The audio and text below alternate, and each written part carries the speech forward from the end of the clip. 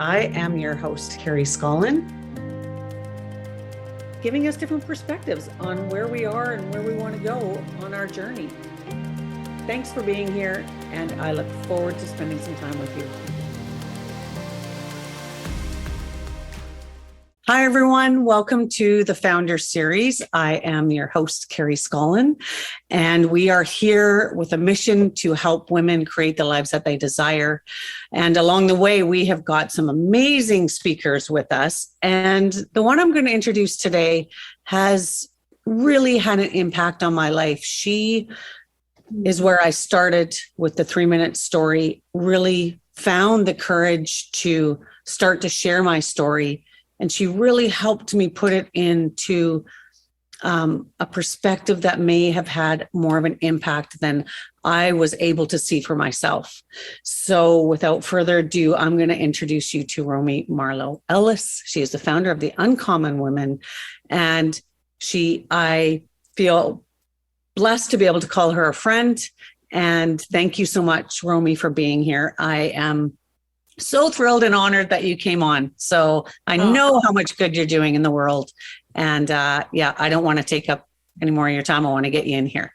Well, thank you so much. I'm so honored, Carrie, to be here with you, as you know, and I love you dearly. And I love that you're doing this interview series because, of course, you know that I believe the storytelling is the foundation of transformation. So I just love that you're doing this. And when you told me, I was like, I'm just so happy that you are stepping into this role because it's such a powerful role to be holding space and creating space for other women, right? This is the way we rise together, Absolutely. Right? By creating opportunity. So thank you so much for having me here. I'm really excited to just chat. Yes, same here. There's so much that I love about what you do. And a lot of that is really that you showed me. I mean, you probably don't realize how much of a mentor you've been to me, even just not only on the one-on-one, but me watching you evolve as well. Mm-hmm. So I've been with you since I think it was 2018. Yeah. That I started the first program with you. And that really shifted my perspective on the possibilities, what was out there. And it was in doing that work with you that I really was able to heal a lot of my own journey through by sharing my story. So I didn't realize how much of a healing piece that was going to have for me, but it really, it showed me some of the things that I needed to uncover and look at, but it also showed me, oh my goodness, the limitless possibilities that were out there for me. And I've always been somebody that wants to share. If I've learned something, I want to share it. If I found an amazing product at Costco, I want to tell everybody about it. It's like it goes from that simple to, I've learned something in the manifestation world and I want to share it. So for you, I think how much collaboration you do and the connections that you make was really such a great role model for me because I don't believe that there's competition in our field. I believe it's all about connection and collaboration. So there may be a ton of people out there doing the same thing, but nobody's doing it like you're doing it. Nobody's doing it like I'm doing it. Exactly. And that's what is so unique. And I think you really brought that out in me that number one, I was enough as I am, which is one of my biggest messages out there, that you are more than enough as is. And you really showed me that in myself. So I don't want to get emotional, but you know how much I appreciate you. Emotion is such a powerful, it's evidence of the impact that people have had on our lives. So I thank you for that beautiful testimonial. And, one of the things that I think is really important to remember is that we're all on a journey, right? And the journey never ends. Even once our physical body is done with this world, our lives continue and our spirits continue to impact those people around us. And so one of the things that I'm most passionate about is helping women kind of keep walking that path, because so often what happens is we experience something and it stops us dead in our tracks, so to speak, right?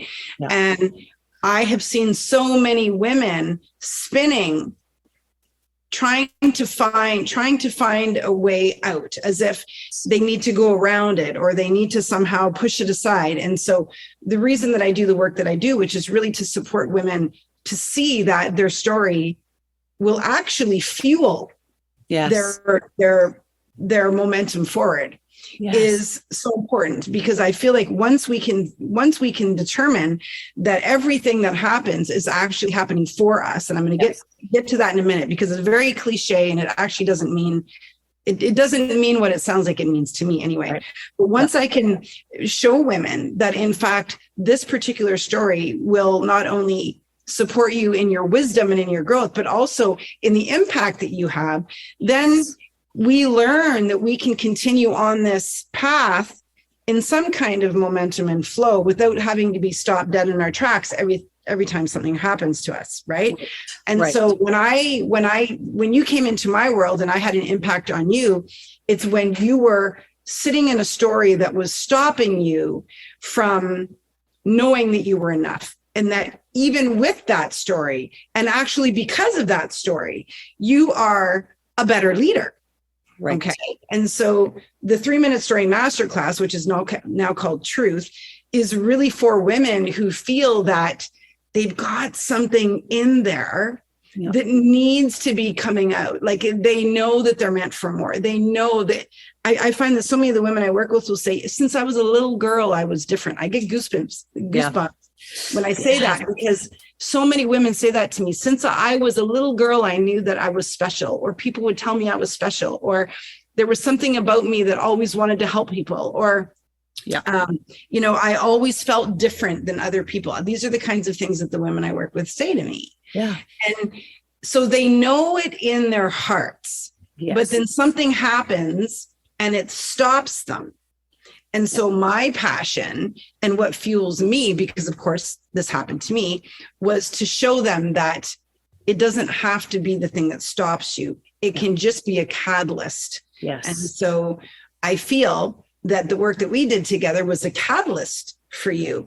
And you, within your story, found so much of what you're passionate about, which is supporting and helping and lifting the voices of other women, right? Yes, and absolutely. So I feel that in this space, there is no competition. Of course, it's collaboration, it's support, it's rising together, it's compassion and understanding, and really supporting one another on this journey. Because of course, we all, like you said earlier, we all have very different visions, even though they might look the same from the outside, right? When you get down to the nitty gritty, everybody has a different reason for wanting to do what they do, which impacts the way that they do it.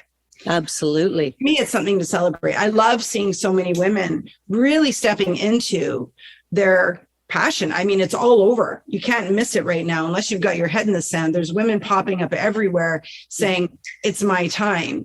Yeah. And if ever there was a time, it's now for the spirit of women to step in. Right? Oh, just to raise the energy with so much heaviness. Right. It's people sharing what they've learned along the path. Okay. I love what you said about the story, right? I remember, I don't know if I've shared this story before, but years and years ago when I was quite small, my parents, they still watched the news every night at 6:00. That was something that dinner was either before or after, but 6:00, the news was on and we watched it. And there was a reporter on the news, and he would go to different small towns and he would open up the phone book and he'd pick a person and he would phone them from the phone booth. And he'd say, I'm doing a series. I want to interview you. I want to hear your story in there. And most of them were like, oh, you don't want to interview me. I don't have a story. I don't have a story. Mm-hmm. Nobody's going to be interested in what you have to say. And, well, do you mind if I just sit down with you a little bit? And sure enough, everybody has a story. There's not one story the same. And I never forgot that. Like in all the years, and I can tell you my memory is not good, but for some reason that stood out to me, and I love hearing people's stories. But what I learned in going through the work with you as well was we all have a story. And then the more you look at your story, you look at the truths of your story, right. You look at the beliefs that came from that story, then you really dissect it and go, that wasn't true. That was just a belief that I kept going over and over and over, and it became the truth for me. But when I can dissect it a little bit, it was like, oh, so there's your story, there's a story you're telling yourself, and then there's the story that you can start to tell yourself, right? And create new beliefs. Yes, so that whole series was just so eye-opening for me to be able to look back and go, wow, I've believed that for so long and it wasn't even true. And I also think that within our story there are truths. Yes, right? Absolutely. And those truths are often where I like to focus in my work. So, for example, I'll just use my own story because it's safe to share my own story. But when I was a little girl, I would, after church, and I know you've probably heard this story before, after church, we would have family dinner, and then I would go upstairs and close the door to my bedroom, and I would take all my stuffed animals off their shelves and I would line them up along the wall, sitting on my bed, and I would pull my bedside table in front of my bed and I would preach to them. Yeah. And I did this as a little girl. I'm talking 3, 4, 5 years old. I would stand there and I would talk to them about all the lessons I learned at church and everything that happened in school, and what my brothers did to me. And here I was as a little girl telling stories and taking the lessons from those stories and sharing them to my stuffed animals. Now, fast forward to, 2015, when I stepped out of the fitness industry and gym ownership to go into life coaching for women. What was I doing? I was bringing women into large rooms, and I was running live events, and I was doing all of this stuff that involved me teaching and sharing what it is that I've learned. And when I look back at that story now, I think, of course, I was who I've always been at the age of 3. And what's interesting is that nobody ever saw that. I mean, I became a teacher, and I was a high school teacher for 10 years. But nobody ever said, as a little girl, you did this, and you did this for a long time, and there might be something there. Yeah. And so it's something that I had to actually dig into. And I remember the day that memory came to me, and it was just, I would say 3 or 4 years ago. And I went, all my life I've been doing ministry. And, the Uncommon Woman Facebook group used to be called the Uncommon Woman Ministry. And I recently changed it just because some people were thinking that it was connected to a religious affiliation. And so I thought, maybe I won't call it the ministry, but I still feel like I do ministry with women, which is supporting women. So ministry is going out, sharing what you know, and calling people in, right? So as a little girl, I witnessed people in ministry all around me. My parents were in ministry, my family, all in religious ministry. And now I feel like I'm in the ministry of women, where I go out and I share with women what I know, and I call them in if it resonates, and say, come into my community, share, let's connect, let's move together as a group of women who are working toward creating things in the world that will make the world a better place, not only for ourselves and our loved ones, but for those that will be here when we are gone, which is the impact that we have once our bodies are gone, right? And so the greater good, right? The greater good. That's right. Yes. So our stories are really valuable in kind of recognizing who we are and who we've always been. And if it's a painful story, then there will be within that story seeds of wisdom about who we are. Yes. And who we've always been, or who we were, and who we want to be moving forward. So there's always so much juice in there. I have Steve Jobs, who said that the most powerful person in the world is the storyteller. And it's because we're able to take our stories, share them, and change the trajectory of humankind. Right? Which is exactly what he did, and which is exactly what I aspire to support women in. Yeah. Oh, So absolutely. Well, and I think I've heard the phrase as well that so many of us are on that journey to find out who we really are. It's not about finding it, it's actually about remembering it. Exactly. Right? It's going back to remember who that little girl was, that's who you are at your core. Right. And we just add things on top of it in life. And as human beings, right? Things get piled on us. So it's about, to me, it was about taking that time, taking that reflection, getting curious again of what filled me up, that allowed me to go deeper, to realize, oh, that's who she is. Yeah, that's where I want to get back to, is that place of pureness, really wholeness, of freedom, how you feel when you're in that. When you're 3 years old, you're living your best life with just being who you are. You don't know anything else to be you, right? You're just being that pureness. So I don't know if we can get all the way back to that. I don't know if that's possible, but I know that when I went back to that time, it just showed me a lot of who I was. And I remembered that. It was like, oh, I did have a remembering of that. So it's a process, right? Like you said, we're constantly on this journey. It's never ending, which is beautiful to me, because I don't ever want that to end, the learning, the growing, the evolving. And I know that even in your business with the Uncommon Woman, that's evolving now because you've evolved and you've brought a lot of us along and are evolving with you, which is beautiful. So can you share a little bit about where you started with the Uncommon Woman, where that even came from, and then what you're moving into now, which I absolutely love because it's everything that is near and dear to my heart. So can you give us a little idea about that? Yeah, sure. So I had lived actually I like to say kind of a blessed life, for lack of a better term, up until about 2011. So I hadn't had anything really painful or traumatic besides the day-to-day kind of stuff, breakups, and my grandparents passed away and things like that. But I hadn't really experienced my foundation being completely shaken until 2011.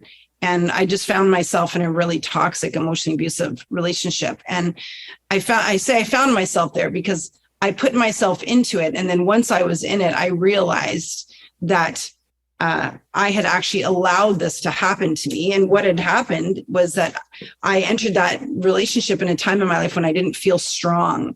And I've always been a strong-willed woman, but I've also, like everybody else, had times in my life where there were cracks in my foundation. And when I felt like I needed somebody, or when something felt like it would help me, when really it was only kind of weakening me, right? But anyway, so I entered into this relationship and it became abusive, and I really had a hard time getting out of it. And I often like to say this too, because women who find themselves in abusive relationships hear from everybody, why didn't you leave? You could have left. Why didn't you leave sooner? And I just want to throw this out there that often we really are in love with the people who are abusers. Right. And we don't even realize it's abuse. It can be very underhanded. It can be very hard to catch. So in my situation, that's exactly what happened, was that I was actually really in love with the man that I was in this relationship with. And when I went through therapy after I left, because obviously my intuition said, get out. She said, that's abuse. I mean, he threatened, he would say things like, if you ever left me, I'd kill you. And of course I just thought he was joking, but people don't say things like that. And do I think that he could have done that? No, that's not even the point. The point was that he said things like that in order to kind of manipulate the way that I moved in our relationship. So anyway, when it was all said and done, I found myself in what they call the dark night of the soul, which my whole world kind of imploded. And I just asked myself, who are you? Right. And so at this time I had left the relationship, and leaving the relationship, I had to leave everything behind. Financially, I left the fitness business that he and I were building together. I lost everything that I'd invested in it. I had to rent out my house because I couldn't afford it on my own, because I had to go start my own gym. And there's a big story behind it. But basically what happened was I was drinking too much. I was really in a dark place. And it was one specific night I was on my knees and I was crying, and I had had a lot of wine, and I had hit rock bottom. And I just said to God, who I hadn't had much of a relationship with for many, many years, I said, listen, I need you to show me the direction I need to take, because if I don't get this kind of help, I'm going to end my life. I can't do this anymore. I'm heartbroken. I'm broke. I feel like a fool. I'm humiliated. My business has crashed because I had to leave, and I've got nothing. And almost instantly, and I wasn't expecting it either. I thought there might be like a 24, 48, 72-hour window, but it happened right there. And the message was, oh, you're going to ask? Okay, here it is. Support women who are just like you. Give them safe places to share their stories. Open up conversations about things that people don't talk about, like abuse and alcohol abuse and all this kind of stuff. And I remember sitting there thinking, what do you mean? I own a gym. So at the time, I had just opened my own gym. And this was this message that I got from Source. And I thought, I don't know what this means, but okay, I will do whatever I have to do. So right there, on my knees, drunk as a skunk, I said, okay. And the next morning I got up and I made the commitment that I would support women more. So my gym, I had left this abusive relationship and opened my own gym, my own fitness facility. And it was, I was tapped out. I had left, had no money, was doing this thing. So this is why I was rock bottom. Yeah. But now I can look back and say, I had been given the opportunity to open this fitness facility because what I was really doing was supporting women in need. So I started calling in women who were in midlife, who were experiencing some kind of a crisis, and saying, come to my fitness facility. It's a community for women. We'll not only build your body and your health back, but we're going to get your life back. And so I started doing this work instantly, like right away. And so you followed the nudge. I followed the nudge. Yeah. Tap on the, and I didn't know that it would end up being a coach and leading a ministry and a platform for women. At the time, I just thought it was going to look like a fitness facility. Right. Amazing. And so I worked with women for 3 years. And then in 2015, I went to a live event and I saw this woman on a stage, and I thought, I want to do what she's doing. And what she was doing was hosting 500 women in a room. And it was a life coach. Her name is Lori Harder. And so I was sitting in the front row, and I remember she looked down, and I felt like she looked right at me and spoke right into me. And she said, listen, if you're ready to change your life, if you're ready to do something and you haven't been doing it because you're afraid, now's the time. You're surrounded by 500 women.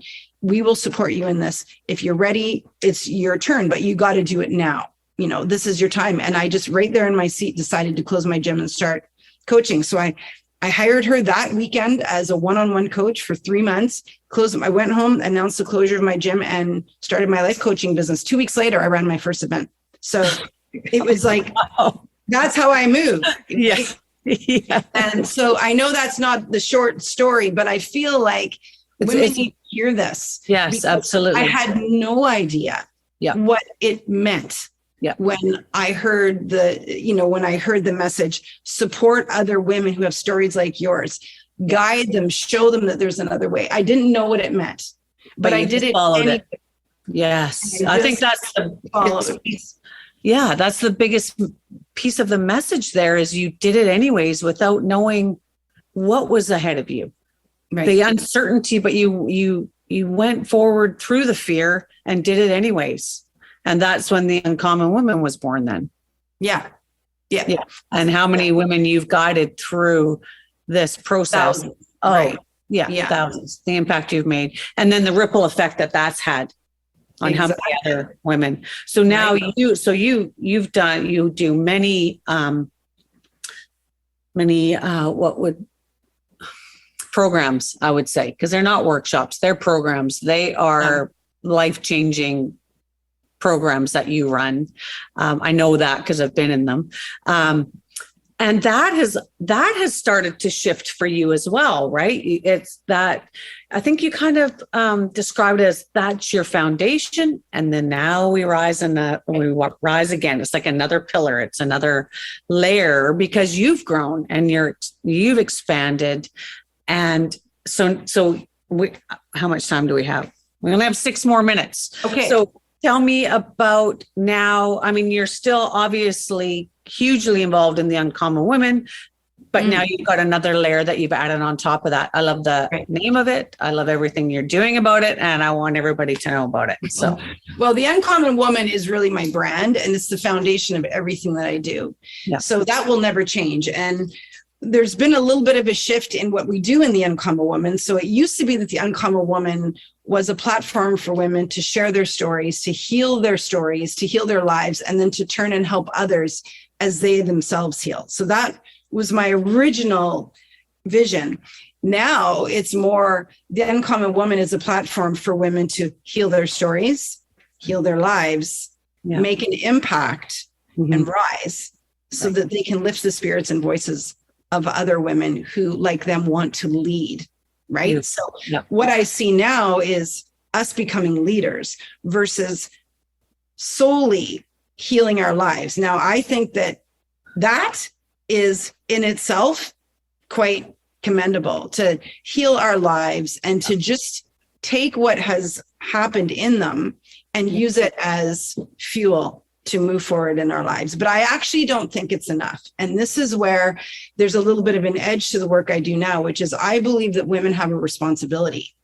And I think that they're, up until recently, our responsibility has been kind of put on the back shelf because we've been afraid that if we step forward and speak up and really step into the roles that we see ourselves holding, that the worlds around us will change.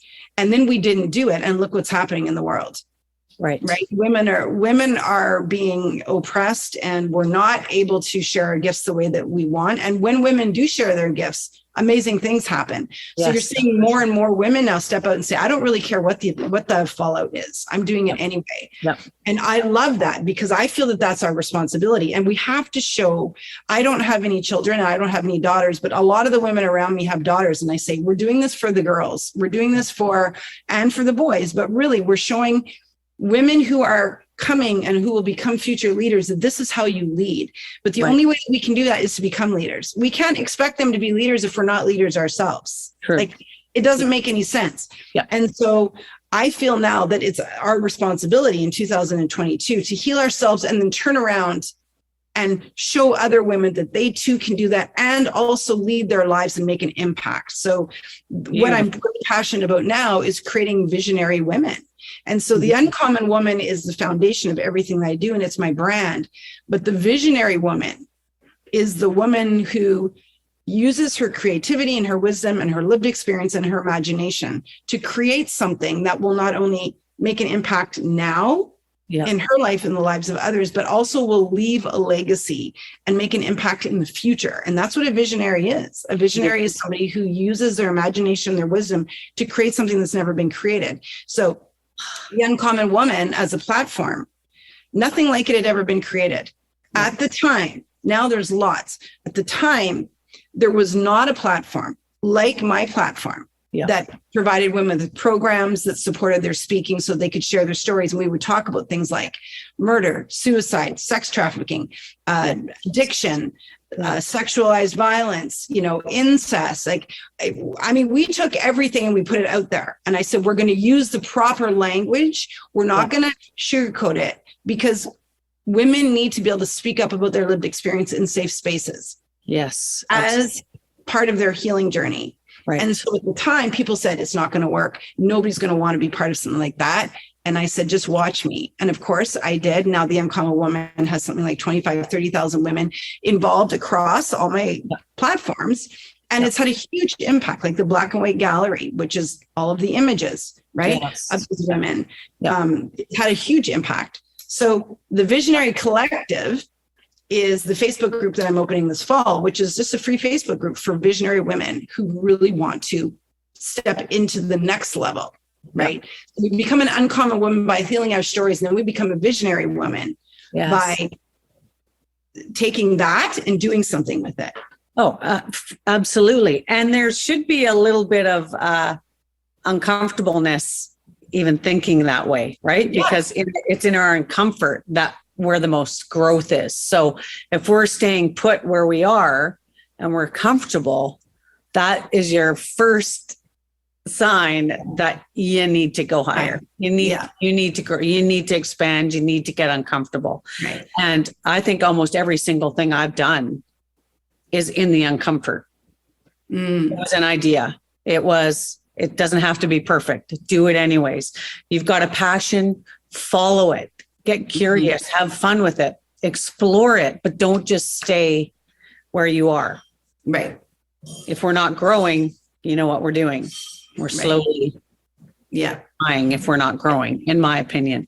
So I love the visionary because I also love there's such an umbrella under I shouldn't even say that. Maybe it's an upside down one because there's no limits. So it's not even an umbrella because the sky isn't even the limit. Possibilities are unlimited. So I love that word visionary, but I have to wrap up.